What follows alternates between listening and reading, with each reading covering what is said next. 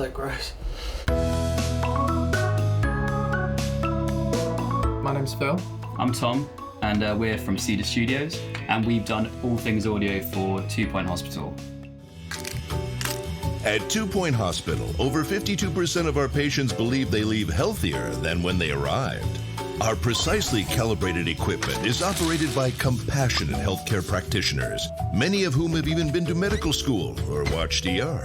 2 Point Hospital is a hospital simulation game, and you're kind of building your hospital empire, and it's you're basically spinning loads of plates and trying to make sure you're not killing too many people while renting them for a profit, basically. But yeah, for 2 Point Hospital, we did the sound effects, music, ambience, voiceover. Anything you hear, is gone through us in some way or form, basically. With the sound effects, when we first started this project, we were like, we'll do everything ourselves. We're not going to use any samples for sound effects. We're going to do it all original. And that was like part of our pitch for them. It's like, we're going to do this all bespoke for you. And we ended up seeing the machines they were making, and we were like, I wish we never said that, because they're such strange. Some of them, they're huge as well. Like, you'd have to go to factories and the size of these machines. Like, I mean, the good thing about this project is we've had the build, and that gets updated like every day because people are always adding to it. And we didn't get given like, here's some footage, make some sounds. It was like, here's the game, play it, and what do you think sounds good? So it was a lot more, we'd be clicking on things like, oh, that could do with the sound, or that sounds too loud, that machine sounds too scary. It was quite There's a lot of things though that kind of, in the game, you don't want to sound too cartoony, like the doors, for instance. Like, you can't really get a different door sound, can you? You can't really... We tried. We did try to make it a bit funny, but you can't really. A door is a door. So there are some sound effects that just are what you see. There's a machine called chromotherapy where the patient goes in, he's got Grey's Anatomy, he hasn't got any colour.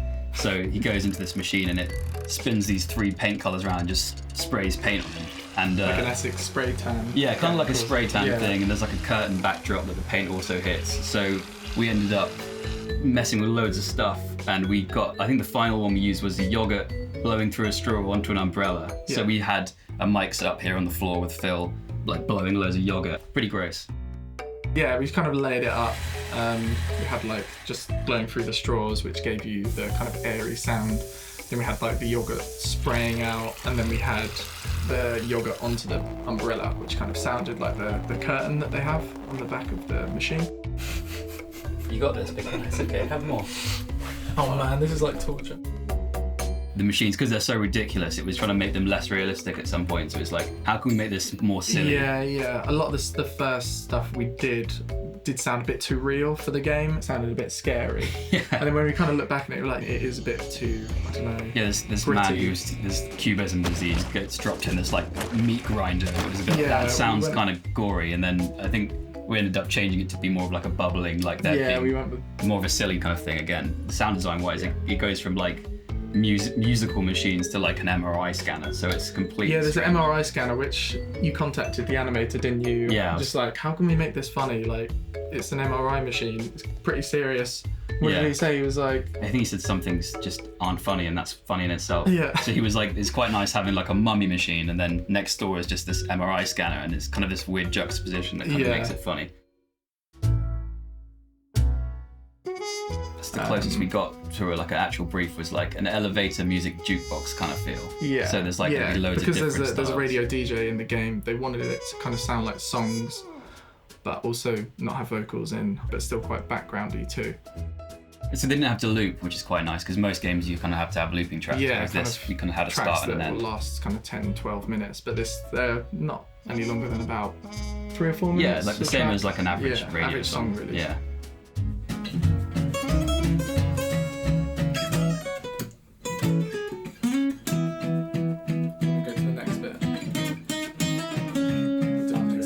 We kind of started on guitar. Sometimes, to be fair, we'd start on write a little piano riff and then put it into Logic, kind of add our own percussion elements. I mean, most of the percussion in this game actually is all recorded. That's all recorded real, yeah. There's bongos, we've got claves. What else? Touch it. Tom's knee. Yeah, maybe actually. We do have some percussive claps and stuff in there. Slaps, yeah. We would reference the guitars quite a lot actually to get like a guide track down first. So we'd record that live, and then maybe we'd turn that into like a weird organ. It's kind of like our theme throughout the game. So I made the poly pipes instrument. It's like made with PVC bathroom pipes. So we made that instrument and then we sampled it just so we can play it on the keyboard, and you could get a wider range of octaves with that. We recorded it with ASP 880 over there. Just had 2 overheads on it and then 1 SM57 just on the actual hits and the bottom of the pipe as well. And then it was like about 2,000 samples of that, just that instrument. Having to hit it like each velocity as well, so like really softly. Like 5 or 6 times each velocity. Yeah, it took a while, but and it was kind of a weird thing to do, but it actually does kind of sound really cool, and it kind of paid off really well. That ended up on a track called Night Ward. And it's kind of the bass line and kind of, it's got a little bit of a lead melody to it as well.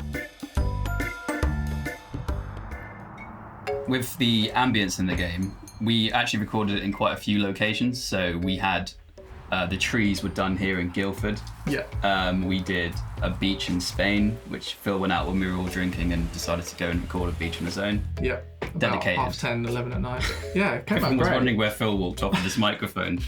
And then we went to Scotland as well and got like a nice like river, like babbling brook ambience. Yeah, and some not birds. all for this. Like they didn't pay us to do this, but Yeah, I wish they did. Yeah. But no, everything you hear in the game is from a real location, which we've recorded, which is quite cool. Yeah, that's true. We went to Surrey Hospital as well to record some kind of just like backgroundy mumble ambient stuff. And I ended up going in the wrong ward. Yeah, the gynecology ward isn't the best place to bring a microphone. Yeah, so I was like, Tom, like, it looks like a right amount of people here. Let's go in there. And then you were like, wait. This isn't the ward you need to be in, Phil. We didn't record the gynecology ward. That's not in the game. That's not in there. It's just a lot of cafe ambience, really. This is Ricky Hawthorne on 2 Point Radio. There's quite a few aspects of voiceover in this game. You've got the DJ lines, which is like this, radio show that's constantly going on. Yeah. You've got the tannoy lady who's constantly telling you like little cues to like, you need to go check out this room. And also the little people in the game, they all have little sounds. If you zoom in, you can kind of hear them. They're basically all Tom. So Mostly. Yeah. So if you pick up anyone from the game, it's going to be me going like, ooh, ooh, ooh. We went to their offices, 2 Point's offices, and recorded quite a few staff members as well for like little emotive sounds. Because the little people kind of interact with each other at certain points, so sometimes they're flirting with each other or sometimes they're angry. So you've got loads of different varied voices like attached to each character, which is quite cool. We just made it a little detail. If you really zoom in, you can hear these little interactions between The only people. time you can really like they stand out, you can hear them is when they're on the toilets, because toilets are funny. With the Tanno lines as well, we had the voice actor for that coming in here, and she was set up in the other room, and it was over a few sessions because there was so much to get through. Mm-hmm. But that was all done here, and then afterwards we kind of just had to smash all that lovely recording up with a nice shrill horrible tannoy effect anyway. Unattended patients may be removed and destroyed. Unattended patients may be removed and destroyed. And then the DJ radio was recorded with Mark Silk, who's like a really talented voice actor. Yeah, he's done like Johnny Bravo. Who else? Scooby-Doo. Danger Mouse. He has his own studio, so he recorded it there, and then they send us over the files and we'd have to go through and cut up the best takes and like put them in the game. Each DJ has a different style as well. It's kind of like... This is Ricky Hawthorne. You're listening to Harrison Wolf. Sir Nigel Bickleworth. He also did all the radio adverts as well. The adverts are so crazy and random anyway. They were all completely different, and we tried to like mix him up a bit. Eat some cheesy gubbins. Cheesy gubbins. Cheesy gubbins. The snack for people with nothing to lose. They're quite infrequent, so it's almost like a nice little surprise when you get one.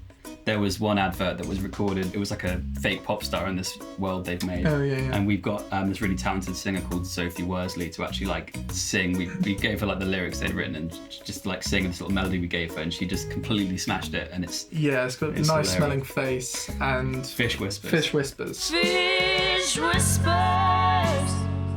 Well, that's all I can hear.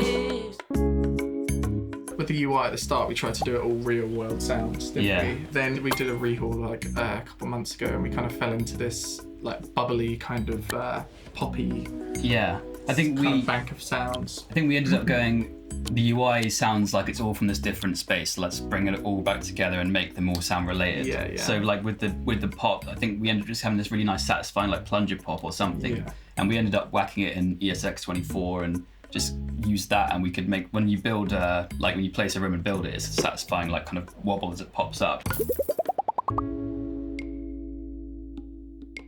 So the machine has about, I don't know, 20 sounds on it. We needed to cut down each individual part of the machine and split them up, because there's different speeds in the game. You can go like slow, normal time, and sped up. So yeah, we needed to cut them down into small pieces, so when we implement them, when you speed up the game, it doesn't sound like anything's really changed. Just kind of the pace of it. It's almost like you have hit points for a machine. So instead of having just one audio file for a machine animation, we have like door open, door hit, door close, door close hit. You implement it almost to the animation, and you tie these hit points of sounds to the exact point, so when it is sped up it will always stick there. But that was like the trickiest thing sound implementation wise, and we implemented it all just straight into Unity. We didn't have any middleware on this project, so it was just us, the coders, and a lot of back and forth. Just us annoying coders basically, like, we need this, and then like, oh. Yeah, but the coders have been like really helpful about it, so it was pretty easy once we got like a good dialogue going with them. Yeah. When we like upload the sounds, you can kind of change like basic things like volume and like radius and where they can be heard. So we could tweak as much as we could in Unity, like once we had the sounds made, and we kind of set them all at about like a set level, and then just tweaked it from there. And the game's out now, so check it out if you are interested. It is really fun, and I'm not just saying that because I'm paid to. It's definitely worth getting and having a look at. Especially if you love those old kind of sim management games, this can be right up your street. Yeah, definitely. Yeah, thanks to Audient for coming down to Cedar Studios and see how we did the sounds for 2 Point Hospital. Come again whenever you want. Whenever you want.